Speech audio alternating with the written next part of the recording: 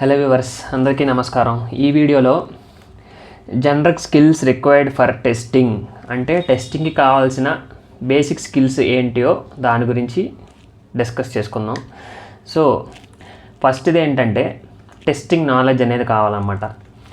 So testing knowledge అనేది important అనమాట. ఇది మెయిన్ ఫస్ట్ది అనమాట. సో దీనివల్ల టెస్టింగ్ యొక్క ఎఫిషియన్సీ అనేది ఇంక్రీజ్ అవుతుందన్నమాట.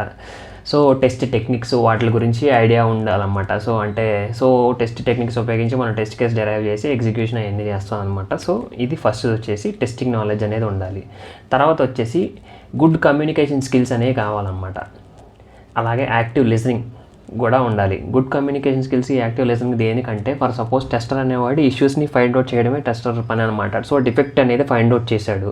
ఫైండ్ అవుట్ చేసిన తర్వాత అదే డిఫెక్ట్ని ఇప్పుడు స్టేక్ హోల్డర్స్కి వాళ్ళకి ఎక్స్ప్లెయిన్ చేయాలన్నమాట. వాళ్ళకి అర్థమయ్యేటట్టు చెప్పాలన్నమాట. సో ఇష్యూ ఇది అని చెప్పేసి దానికి మనకి మంచి కమ్యూనికేషన్ స్కిల్స్ అనేవి కావాలన్నమాట. సో ఇది కూడా ఒక ఇంపార్టెంట్ స్కిల్ అనమాట టెస్టర్కి, టెస్టింగ్ కావాల్సింది. సో తర్వాత వచ్చేసి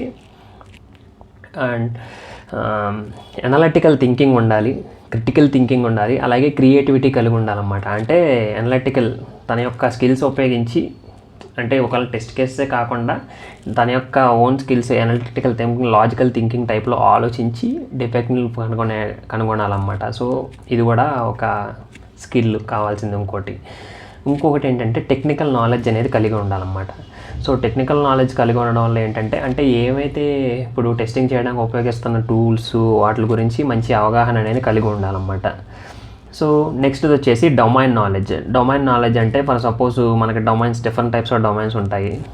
కార్స్ తీసుకుంటే ఆటోమొబైల్ అయితే ఆటోమోటివ్ డొమైన్ ఉంటుంది. అదే సాఫ్ట్వేర్ తీసుకుంటే మనకి అప్లికేషన్, ఆండ్రాయిడ్ ఇలాగా డొమైన్స్ ఉంటాయి కదా, డిఫరెంట్ డొమైన్స్.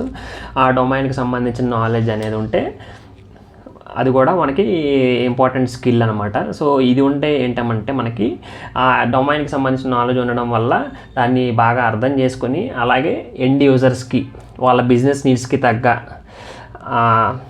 విధంగా కమ్యూనికేట్ చేయొచ్చు అనమాట. సో ఇది ప్రాసెస్, ఇది ఇలా జరుగుతుంది అదని చెప్పేసి మనకి ఈజీగా కమ్యూనికేట్ చేయడానికి అవుతుంది అనమాట. సో డొమైన్ నాలెడ్జ్ అనేది కూడా ఇంపార్టెంట్.